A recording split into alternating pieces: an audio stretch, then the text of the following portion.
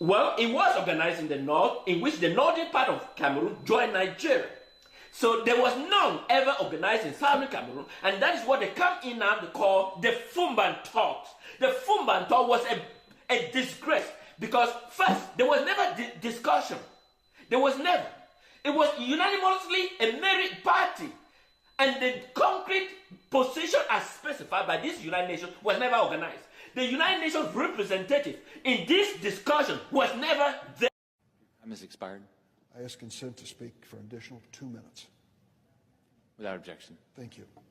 The problem of torture among refugees is significant, with an estimated 44% of refugees in the U.S. having been victims of such horrors.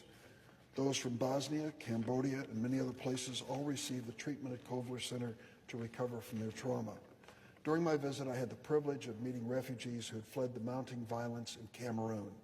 Cameroon, a West African nation, is dealing with complicated colonial legacy. Following World War I, the League of Nations appointed France and Great Britain as joint trustees of what was previously a German colony. Not surprisingly, the two colonial powers imposed their own cultures on the new Cameroon. And tragically, following the country's independence in the 1960s, Cameroonian strongman, President Paul Biya, one of the world's longest-serving leaders, now almost 40 years in office, further favored the French-speaking over the Anglophones. The results were not surprising. Mounting immense resentment and calls for greater autonomy within the Anglophone population, with ensuing violent suppression from the Biya regime.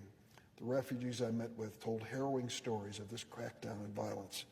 I was pleased to join Senator Van Hollen late last year in a letter urging Secretary Pompeo to focus U.S. attention on the unrest in Cameroon. Equally pleased when the administration scaled back U.S. military assistance to Cameroon due to this government's violent repression. As a member of the Appropriations Committee, I will be watching carefully on the level of violence in Cameroon when the day comes when we consider any foreign aid to this nation. The work of the Kovler Center is a reminder that if we are going to stand up for human rights, we must be willing to be vigilant at all times, even for small countries far away like Cameroon. Mr. President, I yield the floor. Under the previous order, the Senate will proceed to executive session to resume consideration of the following nomination, which the clerk will report. Nomination, Millennium Challenge Corporation, Sean Cairncross of Minnesota to be Chief Executive Officer. Mr. President, I ask unanimous consent.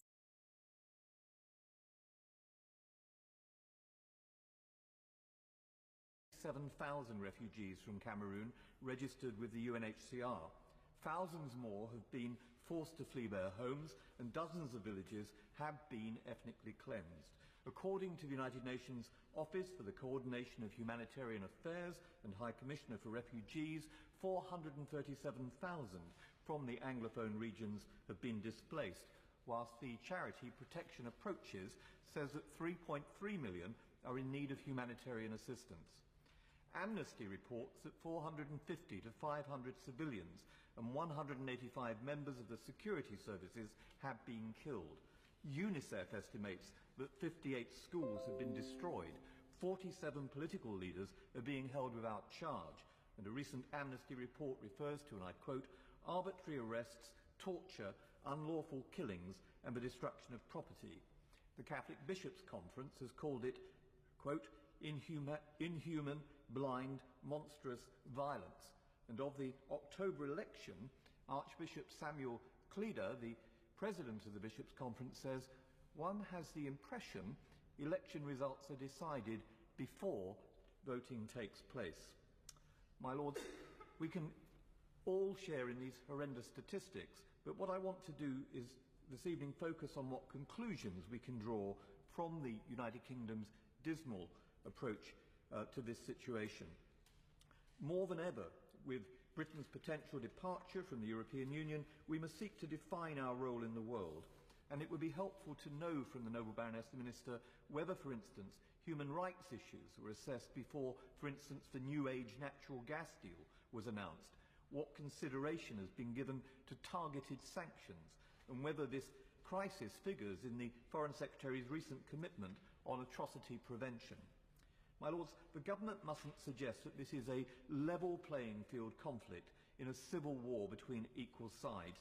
Too often in the past, in Bosnia, in Rwanda, in Darfur, the United Kingdom chose the path of moral equivalence, hinting that both sides are as bad as each other is the easy way out. In a previous generation, this was known as appeasement. Moral equivalence signals that we cannot be expected to pass judgment on which side is more to blame for the conflict. Instead, we issue the usual calls for a cessation of violence and a negotiated settlement, or we frame political conflicts as if they were natural disasters requiring aid, and we're very generous at sending aid rather than political solutions. At its worst, in Rwanda, Bosnia and Darfur, we have portrayed the persecution of unarmed civilians by repressive governments as a result of ancient ethnic hatreds, thereby dehumanizing the victims and denying the legitimacy of the protesters who yearn for the rights that we take for granted. By citing ancient ethnic hatreds, we absolve ourselves of the obligation under international law to stop the killing. It's also disingenuous to defend our tepid response by claiming that the circumstances present us with a simple binary choice between wringing our hands in dismay or putting British boots on the ground. This is to ignore the potential for soft power available to the international community, be it concerted and sustained diplomatic pressure, carefully targeted sanctions, or international justice. The grievances fueling the violence in Cameroon did not erupt overnight. We had plenty of warning, but we chose not to listen to Cameroon's Anglophone minority. Anglophones represent 20% of the population,